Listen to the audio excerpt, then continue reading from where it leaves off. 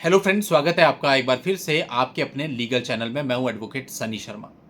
दोस्तों, मामले जब चलते हैं तो आप तमाम कोशिशें करते हैं रिलीफ लेने की, और बहुत से मामले ऐसे भी हो जाते हैं जो निपट नहीं पाते, सेटलमेंट हो नहीं पाते और ट्रायल चलते हैं। 125 के भी हो सकते हैं, इवन 498 के भी हो सकते हैं। एक काफ़ी पुराना चलता हुआ मामला जो कि 2016 से चल रहा है, लगभग 10 साल हो चुके हैं, मेरे पास आया अभी हाल ही में। उन्होंने मुझसे कांटेक्ट किया और बोला कि मेरा 498 ए का पूरा ट्रायल चल चुका है। 3 छोटी-छोटी धाराएँ लगी थी, 498 ए, 406 और 34 आईपीसी। परिवार के 3 लोगों को इन्वॉल्व किया हुआ था, इंक्लूडिंग हस्बैंड। और इस ट्रायल को उन्होंने 10 साल चलाया। 10 साल के बाद आज 2026 में मामला फाइनल आर्ग्यूमेंट्स पर लगा हुआ है।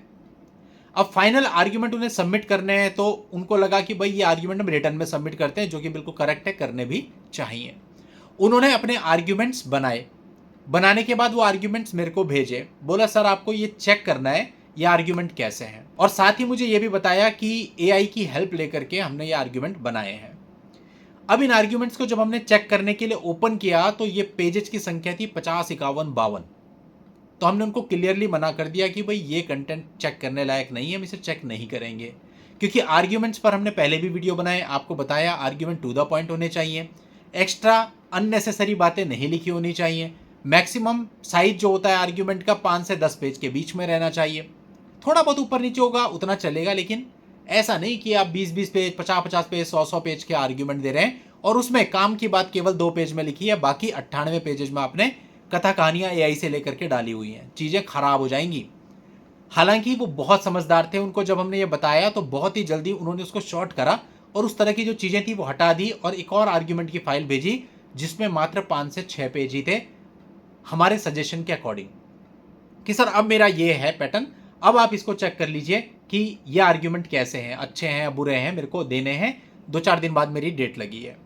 अब जब हमने इन आर्ग्यूमेंट्स को चेक किया तो आर्ग्यूमेंट्स अच्छे निकले, लेकिन प्रॉब्लम एक आई कि लैंग्वेज बहुत ही कॉम्प्लेक्स थी। इतनी कॉम्प्लेक्स कि आदमी समझने के लिए बहुत ज़्यादा दिमाग लगाएगा, और इतना दिमाग आज के समय कोई लगाता नहीं है। किसी को भी कोई भी एक लाइन को अगर एक बार पढ़ेगा, उसे समझ में नहीं आई, वो दोबारा पढ़ेगा, लेकिन फिर भी समझ में नहीं आई, वो स्किप करेगा, उसको 100% स्किप करेगा। उसके बाद वो आपके दूसरे पैराग्राफ पे गया, वहां भी उसको सेम ही प्रॉब्लम फेस हुई। तो आपके उस आर्ग्यूमेंट को देने का फायदा क्या, भले ही आपने उसमें कितना ही अच्छा क्यों नहीं लिखा है। यानी उस आर्ग्यूमेंट की प्रॉब्लम यह थी कि आर्ग्यूमेंट अच्छे होने के बावजूद वो इंपैक्टफुल नहीं थे, क्योंकि लैंग्वेज बहुत कॉम्प्लेक्स थी। अब हमने क्या करना था, उसकी लैंग्वेज को सरल करना था, जिसकी वजह से क्या हुआ, पूरा का पूरा आर्ग्यूमेंट ही चेंज करना पड़ गया। उसकी लैंग्वेज को सरल किया गया, इतना सरल किया गया कि अगर कोई भी उसको पहली बारी में पढ़े तो पहली बारी में उसको क्लिक हो जाए कि ये कहना क्या चाह रहे हैं। यदि हम कहीं पर कॉन्ट्रडिक्शन दिखाना चाह रहे हैं तो उसको क्लियर हो जाए कौन सा कॉन्ट्रडिक्शन दिखाना चाह रहे हैं। आपकी लैंग्वेज अगर सिंपल होगी तो बहुत अच्छा रहेगा, लेकिन आज के समय क्या हो रहा है ना, लैंग्वेज कॉम्प्लेक्स कैसे हो रही है, एआई से हम पूछते हैं, एआई फिर क्या होता है कि जो आपका कंटेंट होता है उसके साथ बहुत सारी चीज़ें और जोड़ देता है जिसकी आवश्यकता नहीं होती है, या फिर लैंग्वेज को कॉम्प्लेक्स कर देता है, या बहुत ज़्यादा लीगल फॉर्मेट में कर देता है। तो ऐसा भी आपको बिल्कुल नहीं करना। Language should be simple. Even argument ही नहीं, कोई भी आपकी ड्राफ्टिंग होगी, लैंग्वेज इतनी सिंपल होनी चाहिए कि पढ़ने वाले को प्राइमा फेसी समझ में आए, उसे दोबारा रीड करने की जरूरत ना पड़े उस लाइन का मीनिंग समझने के लिए। तो इस चीज़ को आप ध्यान में रखिए।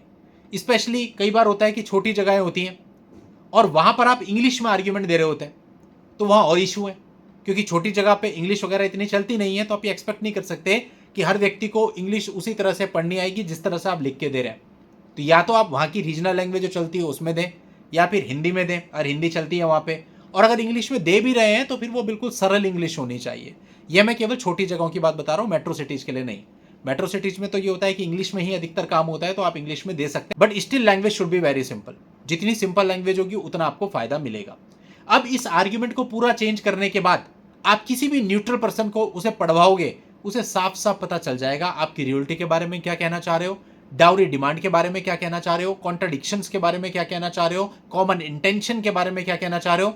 इससे क्या होगा, आपके पक्ष में फैसला करना सरल हो जाएगा। और आर्ग्यूमेंट का पर्पज यही है ना कि हमें बताना है कि प्रोसिक्यूशन की स्टोरी फेक है, प्रोसिक्यूशन ने जो इन्वेस्टिगेशन करी वो कंप्लीट नहीं करी, या वो डिफेक्टिव है।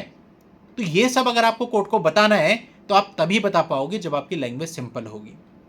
इसी तरह से वर्बल आर्ग्यूमेंट भी अगर आप करते हो उसमें भी बहुत सहजता होनी चाहिए।